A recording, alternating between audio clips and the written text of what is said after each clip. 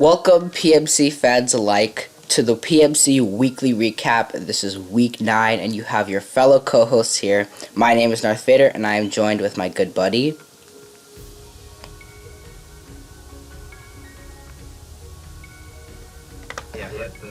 I'm here. Galladite74. And, my friend, what do you have to say about the matches we got for you guys today?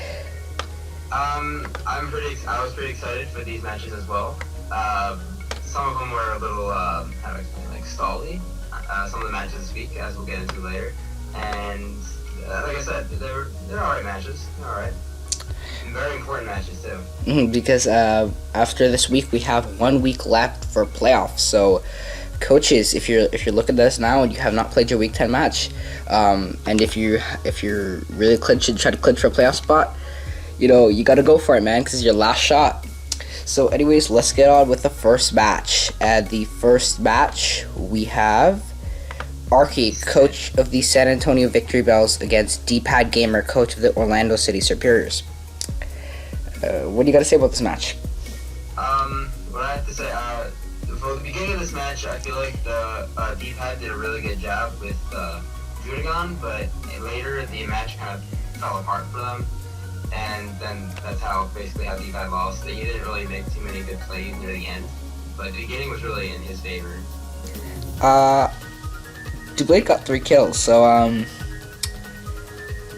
see on his team, one of them, like Judagon, I don't think he had, and maybe physically defensive Arcanine, which I don't remember if he brought. I don't think he had too much for Dublade. The only thing he had for Dublade was basically the Arcanine, and you see Arcanine didn't do its job correctly. And once Arcanine went down, Dublade did a really good job for them. Right now, Arky's been doing incredibly well. I believe he has a 3-win streak after taking over a 0-5 team, I believe. Something like that. Yes. I know he had a really rough start. Arky's been really trying to push the season back and maybe trying to go for a last-ditch playoff effort, and it's really working in his favor. He's 3-1 with his team right now, and he's been playing very, very well, and I feel Arky has proven himself as a PMC coach. Oh, definitely, yeah. At first, like he said, he's struggling, but he has picked up his pace, he has improved his game, and it might be a little late now, but just for maybe like next season, he's definitely going to do much better. Yeah, I definitely feel that Arky will make playoffs next season. I'm fairly confident saying it. Bold prediction right now, San Antonio Victory Bells makes playoffs next season. Ooh, nice predictions. So, very great match. Great win to Arky. D-Pad did alright, but could have played better. Ended up in a 4-0 with Dublade, picking up a nice 3 kills. Congrats to San Antonio Victory Bells, and now we will be on to match number 2. Wait. I want to mention one thing. Oh, okay, sorry. Good tech with the hidden power fire on the Dublade, because without that, I think it would have been a very stall, but I think Scizor could have pulled through, but with the HP fire, Scizor went down. I really like the HP fire on Dublade, just want to mention that. Ah, man, see, this is why I need you, man. I always miss that little tech that Arky loves to bring. Ha. Yeah. Alright, so, you want to go ahead and introduce match number 2? Yeah, I will introduce this match. Good. We had the Tampa Bay Frogadiers against the Phoenix Incineroars, and this ended with Tampa Bird winning the match pretty quickly, actually. Yeah, pretty much, 3-0. Yeah, like I said, it was a really quick match. The Ninetales and Blaziken did a really good job against Jonah's team. I feel like the speedy Mons being in them too really pushed through Jonah a lot. And Hold on, gotta pause for a second. Yeah. Alright, so if I'm correct, I think that the Ninetales would start. I'm really not good with pointing out things like that, but that allowed Ninetales to outspeed the entire tier of Jonas. They hit Axorus, Dodrio, Winsicott very hard, and I think that's a good big toll on Jonas' team. And I believe it also hits Kabutops pretty hard due to the fact that Ninetales, Ninetales gets access to Freeze Dry as well. Yeah, I forgot about that actually. Thanks for reminding me. Yeah, thanks for that. It also hits Kabutops pretty hard. And Ninja, So Necrozma was only switching really. Yeah, and he let Necrozma go down real early. Okay. Yeah, that probably explains it. I believe, does Scarf Ninetales Lola outspeed Autotomize Necrozma? Like with the +2? I'm not sure. I honestly believe it would. I'm not sure what Necrozma's base speed is. I don't think it's that fast. I believe it's 81. Honestly, I think it can outspeed it. Let's see, max speed, I think 81's like 286 +2 should peak at about, I don't think I did math, I'm 540, Ninetales about 348, 50, I think it depends on the EVs, but a good shot.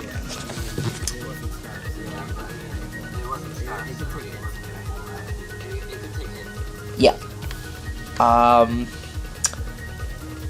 The Vikavolt though, that was a pretty interesting bring on his part. I thought that was pretty interesting too. I believe Jonah has a decent electric weakness, even though he doesn't have Magazone. Jonah has Kabutops, Volcanion, and Dojo weak to electric, and it hits Necrozma pretty hard with Bug Buzz, and that base 145 special attack set. It can take lives against Jonah's team.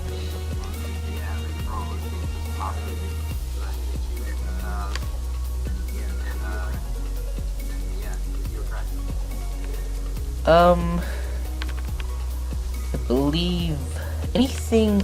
I might be missing something. Do you have anything else to say about this match other than it being a 3-0? The only thing I can add on is that I personally like Frisk on Gorgeist. Found out that was banded and not Scarf. Found out that Yanshao was banded and not Scarf. Oh yeah, for sure. Frisk is a very good ability in League format due to the fact that Frisk allows you to identify certain sets. And it can definitely help against Joda's team because Joda is an incredibly creative player and diverse player. So he can run any set on his Necrozma or even any set on his Mienshao or Whimsicott. So I think Frisk is a very good bring for Red's par, along with Gorgeist in general. Also checks the Volcanion, I guess, in a way, because it walls both of its stabs. Yes, it does. That is correct. But other than that, I think that just wraps up game number 2. So, for game number 3, we have Phantom Base, coach of the New York Cosmogs, against Eric, coach of the Heavy Metal Pokemon, coach of the Colorado Mammal Swine. This was the very first match this was the very first match I watched, actually. So, with the trades that Tyler, Phantom Base, and Cloud Envy did last week, he was able to use some of the new Pokemon that he acquired and used it very, very well against the Colorado Mammal Swine. Oh no, continue. I just, I'm sorry. oh no, it's continue. Yeah, I noticed the Mammoth Farm specifically. It does really good work against the opposing team. I forgot, what was the Nihilego set? Power Gem, Power Gem, Slugweed, Steelberry, I can't pronounce that. It had Silicatica, Bisharp's Iron. Steelberry, I can't pronounce that. And it Silicatica, Bisharp's Iron. Okay. It was a pretty good Bishop lowercase choice Scarf Bishop game, so I think that was great prep by Phantom Base.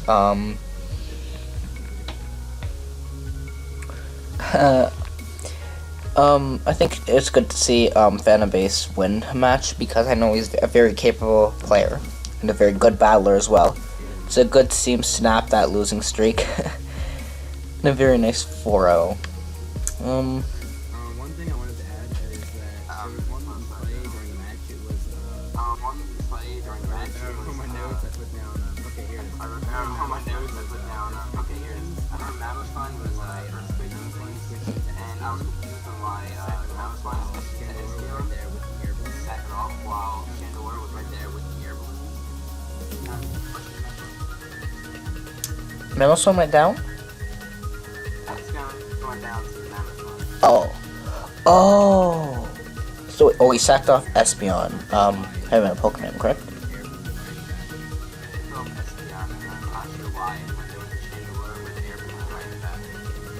Huh, I guess that's a little weird. I think maybe just forgot about it, or maybe just didn't want to risk an Ice Skull Crash coming.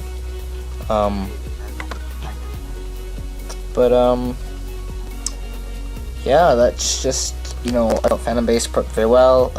Like Maguna just does well against the team, and Walls, Ambipom, and Bisharp, Nihilego, great coverage for all of his team. Lil Marowak. Probably, I think it was a Stealth Rocker this week.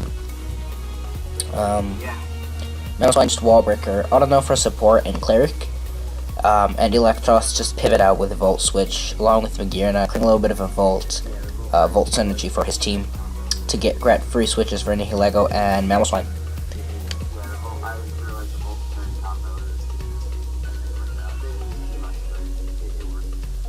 Yeah, so that concludes game number 3, and why don't you go ahead and introduce the 4th match?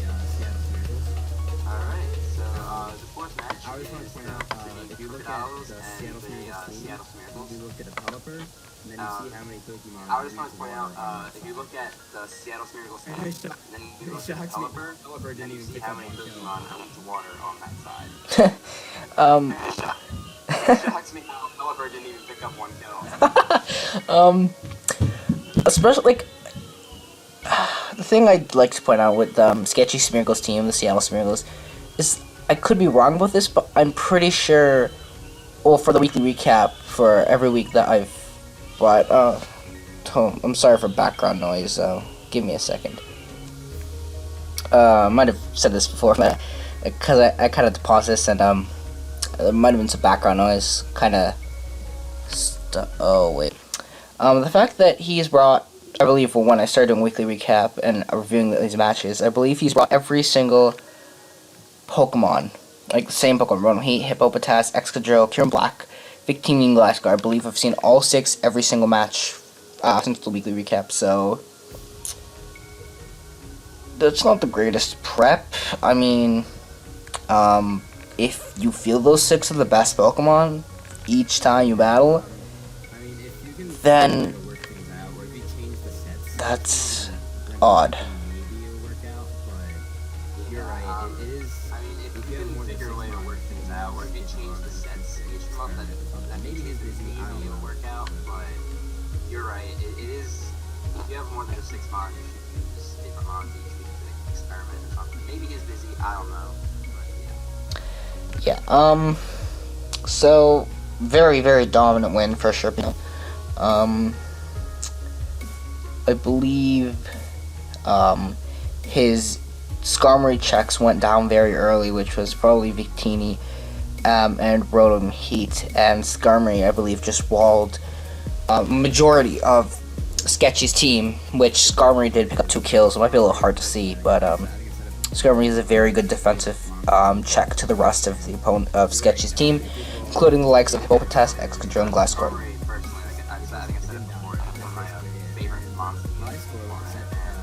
You're right, it did roll, it did go down very early, and Skarmory, it didn't die, that's basically it, and my score with the set, Sketchy ran, it touched Skarmory. I believe, was it defensive Stealth Rocks with Mono Earthquake as an offensive move? Yeah, you're right about the Skarmory being really good against this team. One thing I wanted to mention was my score set it ran, obviously, so yeah, you're right about the Skarmory being really good against this team. One thing I wanted to mention was Fly's score set it ran, this toxic sub moves and Earthquake, so it couldn't even touch his Skarmory. And that's probably why Sketchy is fortunate in the end, because Fly's score last on and doing his Skarmory. Okay, so I believe that was the same set that Sketchy brought last week, so I believe it's just the same sets that he keeps bringing, which is why Sharpeeno was able to take a clear advantage of that, and Top Coco putting on some very nice offensive pressure, along with Skarmory with some defensive pressure, giving him the 5-0 victory that Sharpeeno desperately needed to get back into this playoff race, I think. That is correct. So anything you want to add before we go on to the next game?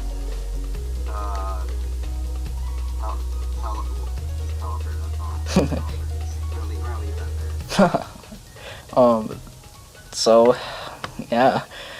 Next, I believe we have the Montreal Monfernos, coached by Blue Victini, against the Oregon Ducklets, coached by Johnny GB. Blue Victini brought Landorus Incarnate, Manaphy, Crobat, Donphan, Ditto, and P2, Oregon 2. Johnny brought Kecleon, Life Orb Kecleon, Defensive Tentacruel, Offensive Scolipede, I believe, which he obtained from Vert due to the trades. Braviary, Scarp Braviary, Defensive Spiritomb, and Zapdos, which he also obtained from Vert. I'm glad you got me on these trades. I really lost the tempo. I didn't even know any of that. This was more of a balanced match than anything, I feel like, but the Blue Victini came out in the end. I like how Landers kind of cleaned up. I don't remember exactly, but because I've been a bit busy this weekend, or this week in general. But was this a setup Landers with Rock Polish? No, I don't. Okay, so let's just clean up. I do believe that Manaphy did go for Tail Glow, very early in the match. It did, and I believe it did pick up a kill on Spiritomb, if I'm correct, but it didn't really last too long. I believe that is because Tentacruel was there. Oh, and there's a little mistake there. Tentacruel did not pick up 2 kills. Tentacruel picked up 1, and Bravery picked the other kill. I believe did Tentacruel carry Mirror Coats? Because I think that's the best way I see Mavi beating it. I don't think Tentacruel was carrying it. I don't believe so. Oh, so it was probably just Bravery Revenge killing it, but due to it being scarfed. Oh, wait, I remember now. It was the Kecleon. It had takedown and then Sucker Punch, I believe. Oh, I think it's the Kecleon that picked. Yeah, that's probably, yeah. That's probably. So, Kecleon's very underrated and dangerous Pokemon because it gets access to Stealth Rocks and a decent amount of priority moves. Which is exactly what Johnny ran this week. A little bit of a similar Kecleon set each week, even though this time was a Life Orb set. But if it's not broken, why fix it? P2 though did end up going down. I'm not which I found a little interesting. The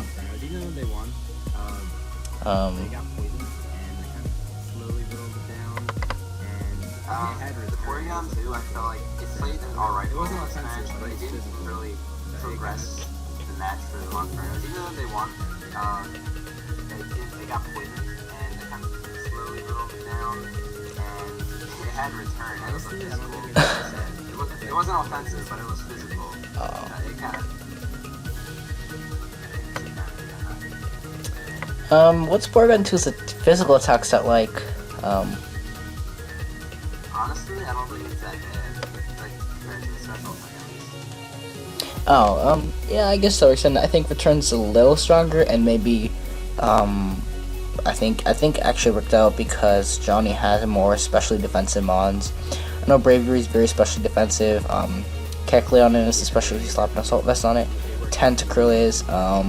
Tapu Lele is. Johnny did have Tapu Lele in this matchup. Spiritomb was a little bit of both. So was Zapdos. So I think physical Porygon 2 was the way to go. Yeah, you're right. It definitely worked out more than we would have thought, especially set. Yeah, try attack. But also Crobat picking up nice 2 kills there. Ooh. This was just an overall, I think, nice.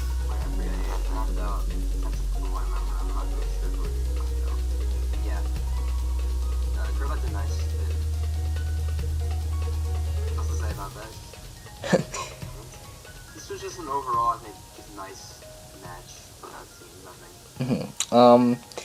It was a good win to help Blue bounce back from that. A little bit of tough loss last week against Terra. This was not the win. This was not the match that Johnny exactly wanted because his playoff race is a little tough for him right now, but I'm sure he will hopefully bounce back next week. So congrats to the Montreal Infernos in earning this 3-0 victory. Anything you'd like to add before we continue on? Not really. Ditto. Ditto is always nice to comment. Yeah, that's sense. And actually, it could copy speed boost passes as well from the Scolipede, so. Oh yeah, it could have done that. It's like, setup or. So that's all I had to add.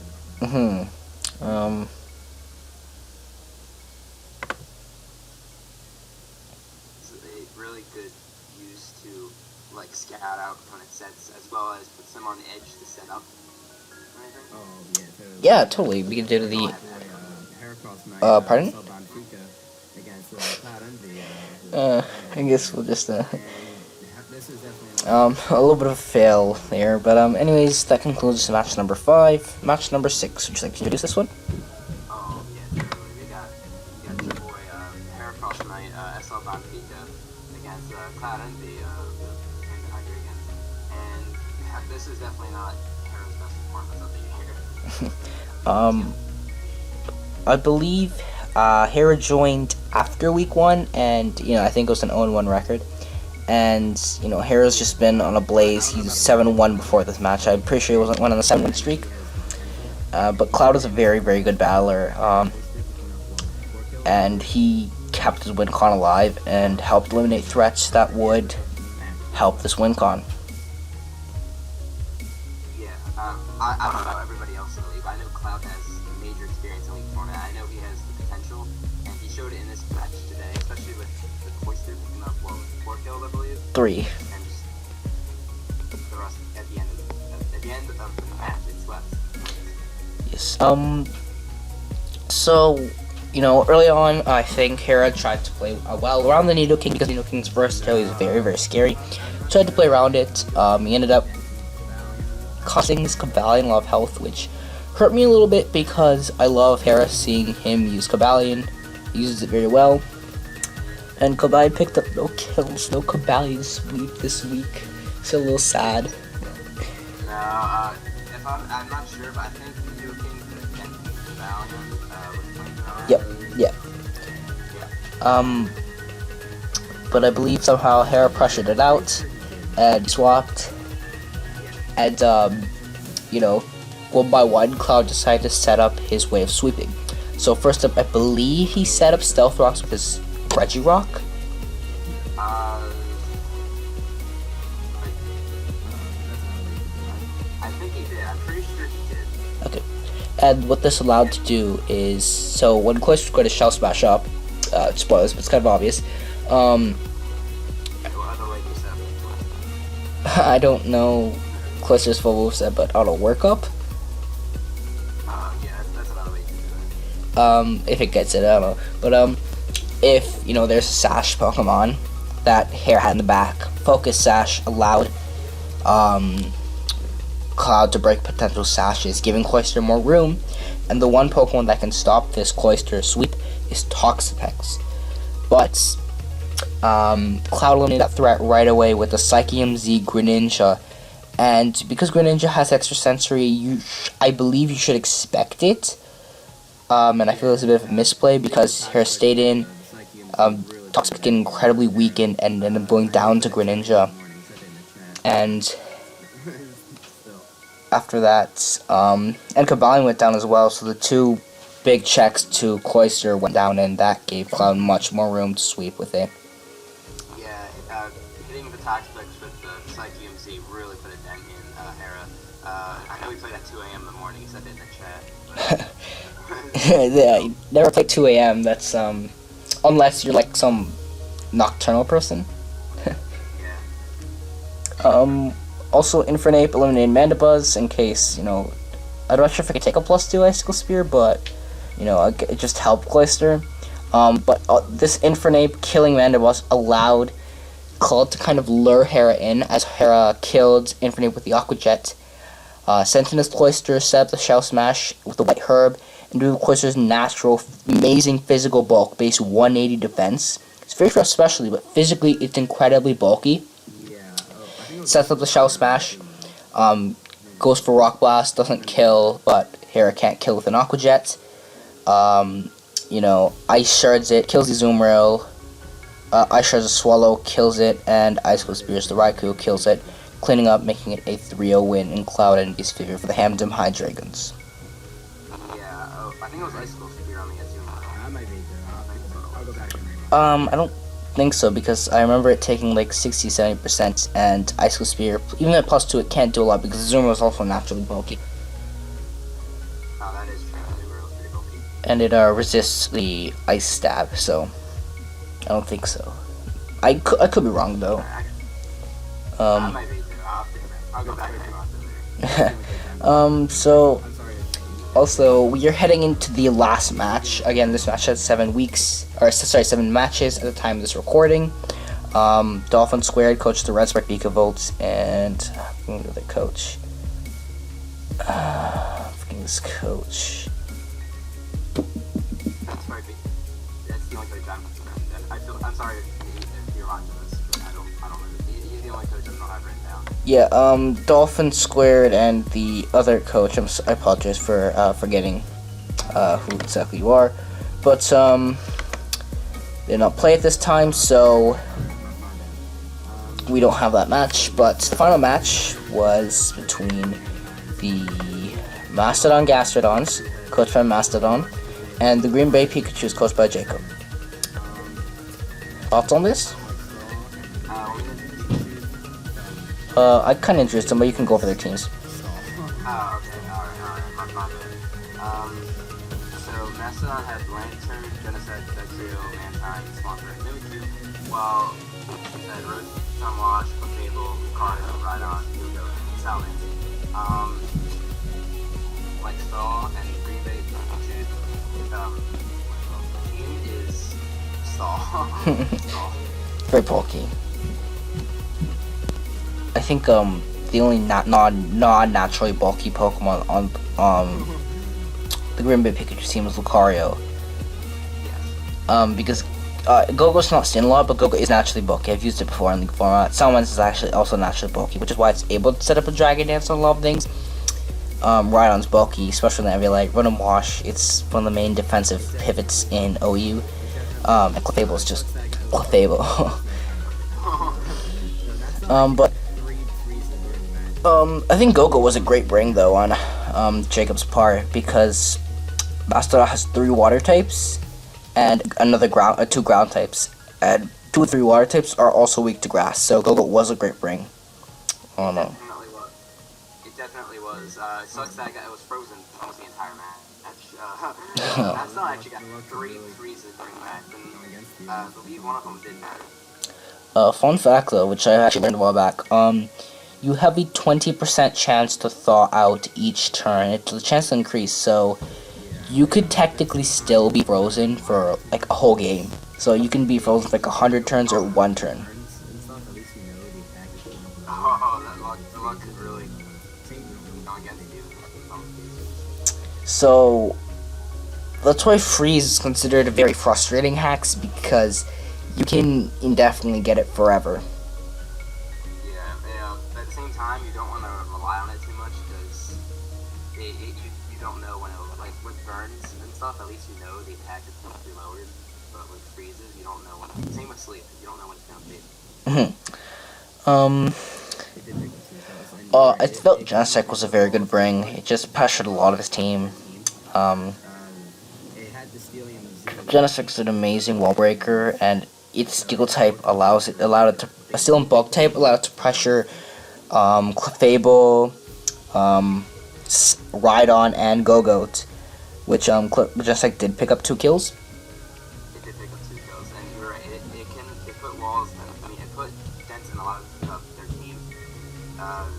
It had the Steelium C, and so it's more coverage for Fable. Luckily, Fable did protect against it. Oh man, that's actually the second time. Well, doing this weekly recap that someone used I think it was. Well, actually, it was used against Jacob Steelium Z for Clefable, but first time he burned it, and now he used Protect on it. So I guess Jacob's a little psychic with those Steelium ZZ moves. Maybe you should run like Poison EMZ. Oh well, no, but like maybe like because you expect Steelium Z, maybe you just run Poison EMZ on something else. But I forgot how Z moves exactly work in this league. Yeah, they get a couple of Z mods. I don't know who the Mastodon Z mods are, but I know I'm sure one of them. Okay. I believe. Alright, so Swampert, I went down to the Go-Go Hornage. Dug Drill Trap Go-Go because it was low enough, I think, through the freezes and stuff. And Lantern died Toxic from Rotom Wash. And the match ended up being a little bit stally and ended timer. And how timer works is if you have the same amount of mons, the Pokemon with a team that had the most health, like total HP stats, not average HP stat, wins. If you have more Pokemon, you obviously win. In this case, Mastodon had one more Pokemon than Jacob, and Mastodon ended up winning this match 4-3. Honestly, I think that's not going to win the timer regardless. I can't really see a way they could have, but I don't see a way I feel like everybody was kind of low on health. Unless maybe he found a critical way for Dominance Sweep, but I believe Mimikyu was in the back as well with probably Priority and Shadow Sneak. So, I highly doubt it, but it's not looking too well for Jacob. I'm not sure if he's in the playoff standings right now, but I know his playoff race hasn't ended, but if he wins next week, I believe he's in. If he loses, I'm not too sure. I know Mastodon. So, sorry, you gonna say something? No, you go. Okay. I believe Mastodon, along with Hera, is now 7-2. Like, having some very, very solid records. I think they've clinched their playoff spot already, so, yeah. It's kind of unfortunate to see the Green Bay Pikachu start off. Hold on. Wait, can I go? You're right now. Yeah, you're supposed to.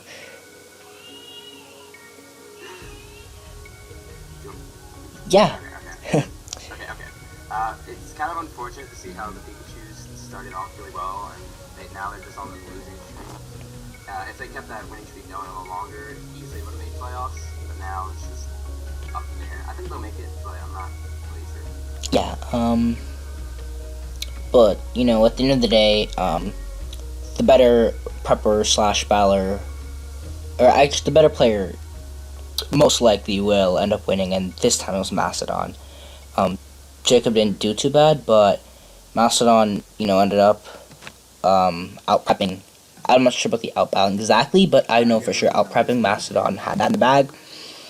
A little bit of free sacks, which might have maybe brought it to a tie for the timer stall, but I don't know. Because hindsight is 2020, so we don't know. But still a good match. And I believe we are done here. Anything before we wrap this up? I've got nothing about this match. Okay, so that means we are finished recapping all the games. So one more week till playoffs. I'm looking so forward to playoffs. I know playoffs are gonna be some great matches. I believe I think Verd has clinched playoffs as well. I'm not too sure, but I can't. All of the top players in their respective divisions have already clinched. So I think that's how it works. Okay, so I believe a Verd. If he's not, I apologize, but I can't wait to see Verd try to attempt to defend his title. If you don't know, he was Season 2's champion, and I really can't wait to see. Pardon? Did not know that. Oh. So Verd was Season 2 champion of the PMC, so he's looking forward to defend his title, but there's some very, very good players in this league out for the hunt for that title. Blue Rogue, the Grimsby Grimers, that was the other coach against Dolphin Squared. Alright, so that was the match that we're missing. I believe so. So Blue Rogue, Hera, Jacob, I think he can still make playoffs. Mastodon, who you just went over. It's some really, really great coaches, so I can't wait to see how playoffs will form. Anything anything you got to add before we wrap this up? I've got nothing about this week. I'm just looking forward to the future. Alright, so that concludes the Week 9 weekly recap of the PMC. Thank you guys so much for watching. This has been your co-hosts, NarthVader and... Galladite74. there we go. Signing off. We'll see you guys next week. Bye.